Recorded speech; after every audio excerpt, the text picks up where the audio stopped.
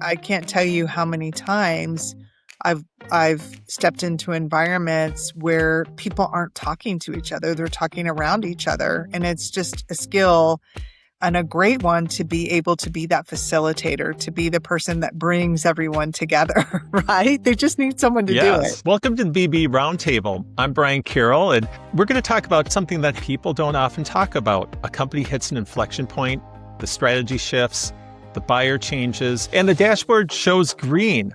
But the system underneath was built for a different version of the business. And the gap doesn't show up in the report. It shows up when things start to stall, and nobody can explain why. My guest today is Corey Livingston. She spent more than 2 decades in B2B marketing, leading companies from Level 3 Communications, One Solutions, and she's also done fractional CMO work across multiple companies. Now, today, she's serving as the VP of Marketing at DartPoints. And I invited Corey because she's been through these inflection points in several different seats. Corey, welcome. Thank you, Brian. It's great to be here. Thanks for having me on. We'll just dive right in. Like when you step into a GTM rebuild, it could be a mid-market company.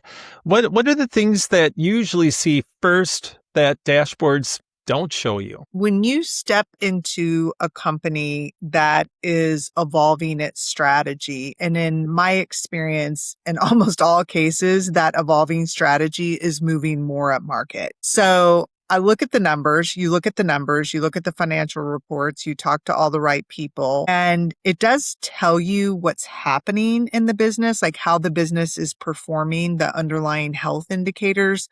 But it doesn't tell you whether or not the go-to-market engine is mature enough to support the next stage of growth or the next inflection point or the new segment that you want to try to penetrate. So you have to start by diagnosing, where are you? Where is the business in the go-to-market life cycle?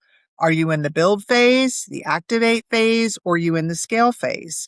You know, I look at GTM as more of a life cycle, not a switch. One does not just declare that you're moving up market or moving into a PLG motion or whatever it might be, and then it just happens, right? You have to understand where you are. If you don't know where you are in the life cycle, you'll end up measuring the wrong things, investing in the wrong places, and expecting outcomes the system, the operating system, isn't ready to produce just yet.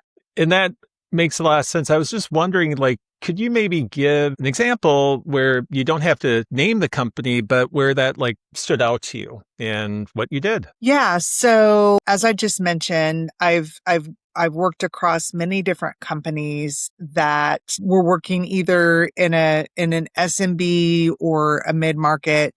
That was who their customer profile was, as an example. And many want to move into enterprise. The deals are larger. The revenue is stickier. There's more opportunity, I think, to differentiate. And I've always heard that I used to have a boss who used to say, where there's mystery, there's margin, that type of thing. And where you can be more consultative as well. But going enterprise or moving up market, whether it's the lower end of the emerging enterprise or the Fortune 500 as an example, it's not just a strategy shift. It's a motion shift. And the go-to-market operating system for enterprise is fundamentally different from SMB or mid-market.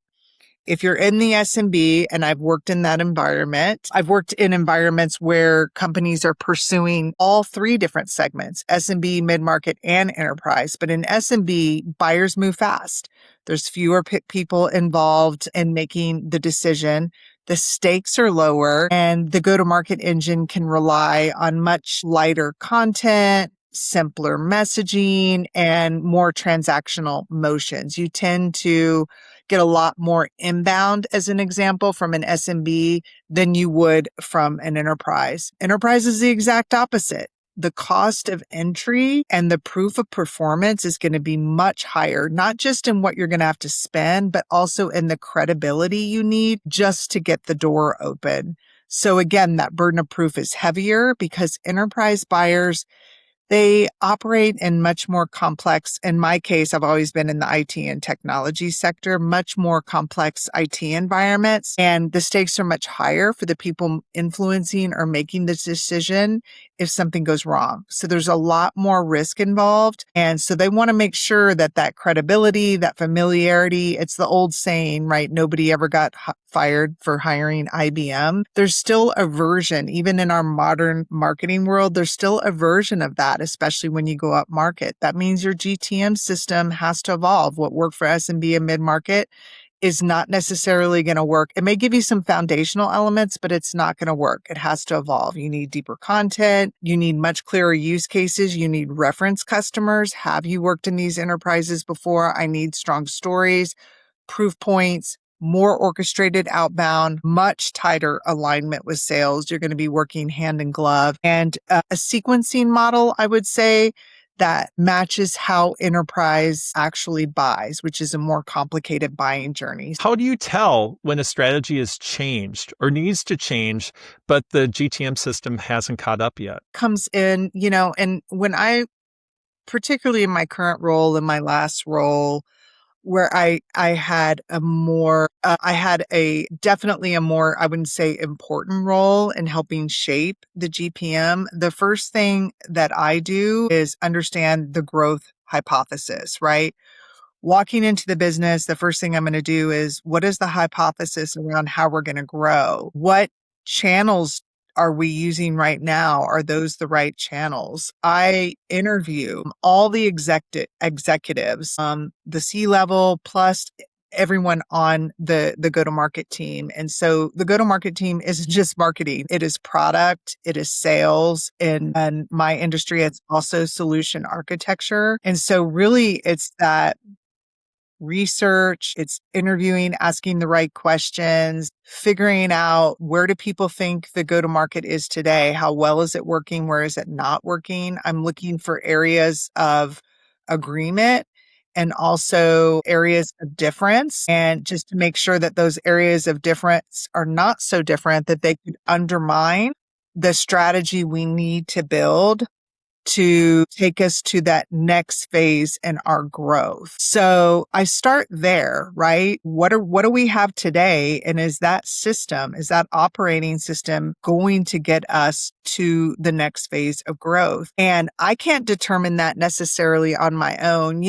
When you're building GTM, my superpower is more of bringing everybody together and getting everybody on the same page and listening deeply. Those are like really soft skills that I don't think get a lot of play, but it's the first place I start. I just don't go in and just start executing a GTM, right? In many environments I've walked into, there isn't a GTM. It's just more of a corporate strategy, and a corporate strategy and vision is not a go-to-market strategy, right? It's not how you're going to activate and get into market and start producing results. So I start there. You can't scale everything at once. I have to prioritize by the areas where we have leverage, but again, also anchor everything to that growth hypothesis. What are the sales quotas? What are the revenue projections? And what motions that exist, where they are in the life cycle. If the growth hypothesis says growth will come from retention and expansion, I would start there, unless there is build work required that would delay our ability to activate and get to our sales numbers or our revenue numbers in a way that would not align with the plans that we've presented to the board. Then I look at the next motion. It could be channel. It could be inbound. It could be events. Which one is most mature? Which one can we activate the fastest? And which one aligns with the near-term revenue picture? That's where I start. Those are some really great pointers as people are thinking about moving up market, moving in the enterprise. And you mentioned something about sales quotas and just getting alignment with sales, because this is a big shift for the organization. So how do you build trust with sales before you have results to point to? Yeah, that's always, that's a lot more art than it is science. I think that in my experience, sales trust comes from creating clarity. It comes from follow through and quick wins. It's hard to earn sales trust, but it's very easy to lose. I don't come in with necessarily a 90-day plan for sales. I would do that probably for my CEO, but not necessarily for the sales organization. They need clarity, they need enablement, and they need early wins. So my strategy is always to build trust by helping them move faster and not by asking them to wait for the perfect GTM to materialize and then delivering. Early in my career, and I think this is true of all of us when we're starting out, we think we know it all and we're going to go out and we're going to do the things that we know that we need to do.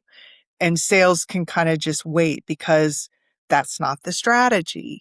So when I walk into a new role, the first thing I'm doing now, while I'm working with the executive team, while I'm working with the GTM team to understand where are we at, where do we need to go, what are the motions that are going to get us there, what do we have already, what do we need to build, what do we need to activate, is also thinking about how can we get in market faster while we're actually building the operating structure that we need. And I think that sales appreciates that, talking to them, listening. What do you think you need to be successful? It's all pretty basic. And then just being honest. Here's where I'm at. Here's how long I think it's going to take based on the budget, based on the resources I have. Those first 90 days, I'll probably work twice as many hours, right? To just put something out there for them so they can start to see traction earlier and they'll appreciate that you're doing what you can to enable them, not making perfect be the enemy of the good while you're building out the longer term plan. And I wanted to ask, if you could tell me maybe some lessons, or as you go back, just, maybe share a story of something you wish you did differently, but you could tell someone to help them avoid a mistake you made so they can learn from your experience too. Well, if you've been in B2B marketing long enough, you probably have a lot of scratches and bruises trying to align with sales. And the bigger the company, the harder it is. I've worked at $10 billion companies, $200 million companies, $50 million companies, 10 million. And the smaller the company is, the easier it is to align. That's one of the reasons why now that I like working in a certain size of company where you can have more impact, where sales and marketing need each other, particularly when you're in an active growth phase. In larger, more complex companies, I've found it harder to align. The business is more mature at $10 billion. And so I'll just add that as context. The other thing that I will say I have had in my experience, and I hate to say this, is sales leaders, both at the top of the organization and that mid-level sales leader, the ones that the teams roll up to, typically your GMs, right? Your sales VPs. That's who the individual salespeople listen to first. So I've had experiences where I've aligned with the SVP of sales, the CRO, we're total alignment, but I was out of alignment with the next layer down. And in some cases, I've had experiences where sales just doesn't want to align with marketing. And a lot of it it's an issue in our industry where marketing is just not trusted or not seen as having enough industry knowledge, right? Or too focused on pretty colors and pictures and not really understanding the day-to-day work of the sales team. And those environments, it's nearly impossible to be successful. And sometimes you just have to move on. In other environments, I think it's continually working to build that trust with that mid-level sales manager. It's not just focusing on the higher layer of leadership, but it's really those that are in the trenches day to day, figuring out what are your objectives? What are you trying to achieve? Understanding, letting them know you understand how sales works, asking the questions that are not from a marketing lens, but as somebody, I haven't ever held a bag necessarily. Well, if you want to consider me marketing and selling fractional services, but I know enough because I've embedded myself in those organizations. And when I ask questions from their perspective, who's your highest performing rep? Who's your lowest performing rep? Where do you need the most help? Right? Getting really surgical in those questions has helped me aligned a lot better. And then again, just following through. The big takeaway I'm hearing from you is that you need to not just align at the executive level, but moving 1, 2, 3 tiers below to the frontline Yes. managers who see really what the day-to-day experience of the reps are. Yeah, it's a very, not everyone is able to do this, and then again, this is why I now align more with mid-sized companies is even talking to reps one-on-one. What are they struggling with? Where do they think that they need help? And even in my current role, if one of my salespeople contacts me and they need help, I will drop what I'm doing to help them, right? Understanding their world, understanding how they get paid. As long as it's aligned with the direction that we've all agreed that we're going, it's those little touches, right? Wow, you were willing to work an hour later to help me pull a list. And I don't really even care about my title. I mean, I will do whatever it takes, right? We're all in this together. And I think that's what people on the team, on the sales team, on the product team, they need to feel that, right? They need to feel that you're just as invested in them being successful as you are in their self. And so not everybody operates that way.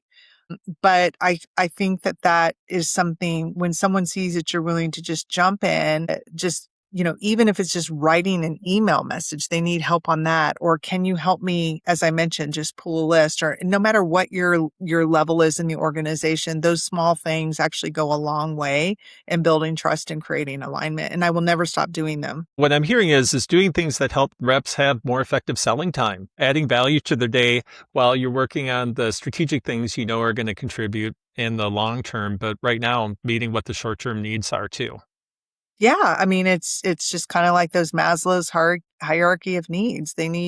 People need oxygen, you need water. And so, I'm definitely securing my own oxygen mask, but I also have one to give the sales reps as well. And even if that means, I have no issue saying to someone, even on if I had something due and maybe helping this person was going to put me behind on a deliverable to the executive team, I would have no issue saying, hey, look, I need an extra hour or two, an extra day. I really need to help out this salesperson. They've got a deal on the line, or they really need to pick up the pace of their prospecting. And I don't think anyone would argue with that. I've never had anyone argue with that. And so, marketers have to come down from their ivory tower and understand in B2B in particular, most organizations are going to be sales led. You just have to accept that reality and not fight the system. I've seen a lot of B2B marketers try to fight that system, right? Well, marketing is this and marketing should do that. And I'm like, at the end of the day, sales is the tip of the spear.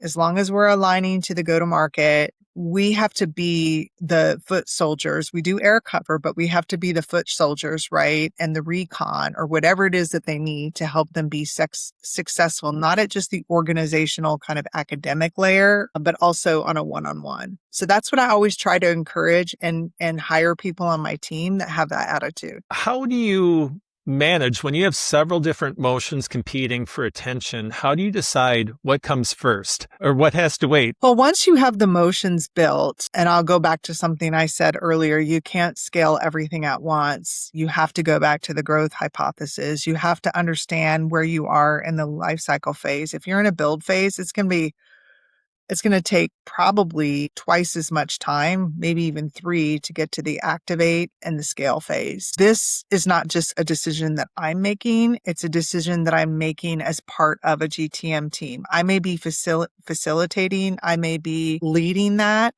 but we all have to agree, where do we think we should place our bets in the short term versus the long term while we're building? And what does that investment look like as well, aligning the investment to those motions? In some cases, I'll give an example from my experience.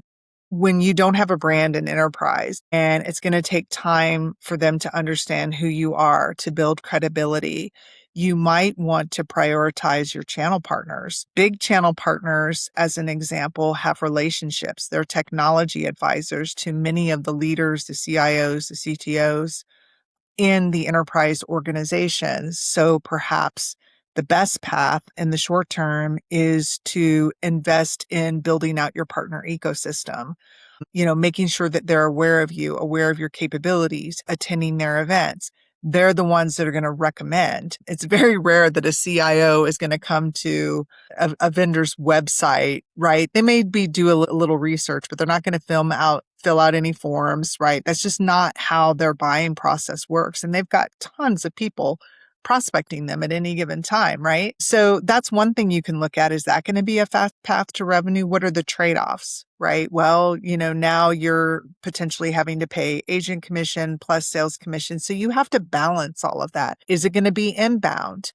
Well, inbound is not a really strong enterprise motion, but perhaps you need to continue to invest in that to keep some of those smaller deals coming in while you build up to the bigger deals. So it really is triangulating, where you're going to grow. It could be, if it's retention and expansion, as an example, if that's going to be your growth path to revenue. Again, you have to assess everything and triangulate everything around where you are in the phase, what you need to invest, what does the timeline look like, how much budget do you have to invest. It really is like a Rubik's Cube. And that's typically how I go about it. And then once you decide, get everybody on the same page, ensure the executive team is aligned, right? Because that's what you're going to be feeding up to the board. And they need to see that there's some symmetry in thinking and commitment to that plan. And as you're measuring the plan or the outcomes for the plan, I think a lot of marketers are treating pipeline as the main scoreboard, but pipeline is really a lagging signal. It Yes. shows what's happened. And so I was wondering, what do you actually trust as a leading indicator besides pipeline? I trust engagement signals. Whenever we're launching any motion, you're looking for good signal, what's working before you double down on your investment. I wouldn't say I'm risk averse, but I would say that I'm very cautious. And when you're working in almost all the 20 years that I've been working in B2B marketing, there's always constrained budget. There's always constrained resources. That is just the nature of the game. I try to look at, when we're first investing in programs, again, if we're in the build phase, the indicators that I'm going to look at are more around operational readiness. What did we deliver? If we're moving into a specific vertical, do we have case studies and references? Do we have thought leadership content? Do we have a web page dedicated? Do we have experience? Those are going to be more activity and delivering things that you need within a specific amount of time. If you're in the activation phase, so now you've got enough of the assets, you've got an MVP, a minimum viable product to go launch into a specific segment. You can't get to pipeline without engagement. If no one's engaging with you, if they're not looking at anything, if they're not responding to your LinkedIn, if they're not responding to your email, if they're not picking up the phone, right? If they're not visiting your website, that's a sign that we need to reassess our strategy. You're not going to get to pipeline without that. With ABM, account-based marketing, which is one of our motions, we're looking for high fit account movement. We're looking for website intent. Are those accounts visiting our website? What are they doing? What is their search pattern? Is it indicating that they're in an active research mode? We're looking at partner sourced engagement, I would say. Are we getting meetings when we're going to partner events? Are they contacting us about opportunities? What's the quality of our inbound? And are people engaging with our content? And now, it's just such a great time to be a B2B marketer because you can measure everything and have so much visibility. The question now is, really trying to extrapolate what's noise from good signal. But those are the things that I look at. And those are the things that are challenging to communicate when you're not at the scale phase, right? When you haven't had motions in market yet and you're trying to communicate progress. And, most organizations, all organizations, and especially the C-suite, are very outcome oriented. We're always looking at the sales pipeline. How many opportunities? What's the value? What stage are they in? What is the commit? What is the best case? When is this going to close? Right. And the engagement metrics are like, huh, okay. So you're having to constantly communicate why those are important. And even in the lagging indicators, right? If you're looking at pipeline, where is pipeline? Well, you always need to back up, like go back to the beginning. Well, what are we doing? Are we focusing on the right accounts? Are we prospecting? Where are we getting leads? All those kinds of things are very important before you get to pipeline. And from your experience, are there any key indicators that tell you we're moving in the right direction and we're making progress? I would say one of the things that we look for are we getting meetings with meetings are a big indicator. They're also, to me, that would be potentially a qualified lead. Is it a qualified meeting? And then was there an outcome leading to a potential next step? So that is one of the major indicators that I look at. And I mean, and get other things like, to your point, there's signals with opens and click throughs and, what is the size? Are the right accounts visiting our website? Do they meet our ICP? But meetings are one of the major indicators. And as you're moving into enterprise, I think you have to throw BANT out the window, budget, authority, need, time frame, especially if you're just starting to wedge into enterprise accounts. For me, what I work on with sales is right now, when you're early in the motion, are we getting a meeting with the right person at the right account? That's the thing that we look at most. Are we moving to the next step and why? Because that'll tell us if it was actually a really qualified person or perhaps there was a product fit issue. So it was a great qualified lead. It was the right person, right account, met our ICP, but perhaps there was something missing in terms of what we could offer that couldn't move to the next step. But that's a big one for me. For someone who's in the trenches right now, what do you think most leaders get wrong in the first 90 days of a GTM rebuild? I would say most leaders try to fix things too fast in the first 90 days, but the first 90 days are really about, in my view, about diagnosis. Now, it may not take you 90 days to get through the diagnosis. It may be 30 days, but I think they try to jump in. They either take too long or they try to fix things too fast. So I think really that diagnostic piece is going to be really important. Listening, interviewing every executive, understanding from their point of view. And I've had, a lot of people have kind of struggled to answer this question when I ask them, what does marketing success look like at the end of 90 days or at the end of 6 months? That's a really hard question for people to answer. I don't think that's a bad thing because then that means you get to shape how you should be evaluated and educated versus going into a lot of organizations. If I do get an answer, the answer is usually how many leads you produce. And we all know marketing is much more than leads. You're not going to get to leads if you don't have brand awareness and credibility. All the brand awareness and credibility stuff is coming back in fashion, which I love because it is incredibly important. But that's what I would say. Spend time to listen, to interview the right people, to understand where people's heads are at on growth. Try to surface any conflicting information that could undermine your approach and make sure that if that happens, that you're going back to the people in a forum, not necessarily one by one, to say, hey, here's some things that I heard that I'm struggling with.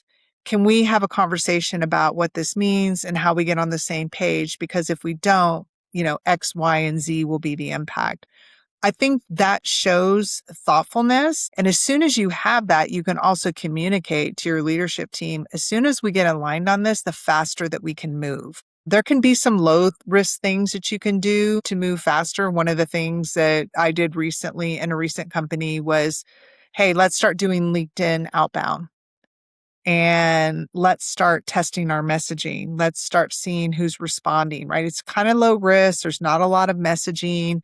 Those are things that can also contribute to your learnings as you're doing the diagnostics at the company. But once you have that picture, I think things get a lot easier for marketing executives to perform and function because they spent the time really understanding everybody's point of view, understanding and focusing on those things where there's alignment, surfacing where there's not, figuring out a solution. I think then you're seen as more of a strategic player at the table, but not just strategy, but also someone who can execute as well.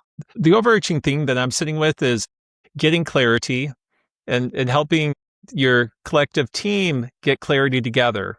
Most seasoned marketing people will know that, or GTM leaders will know that, but it really is kind of a lost art. And I can't tell you how many times I've stepped into environments where people aren't talking to each other. They're talking around each other. And it's just a skill and a great one to be able to be that facilitator, to be the person that brings everyone together, right? Corey, thank you and appreciate you joining us today. For our listeners, here's a question I'd like you to take back to your own team. So are you measuring what you built, or are you measuring whether it can get you to where you're going? And Corey Livingston, she's the VP of Marketing at DartPoints. You can find her on LinkedIn. Thanks again for listening. And thanks again, Corey, for joining us today. Thank you, Brian.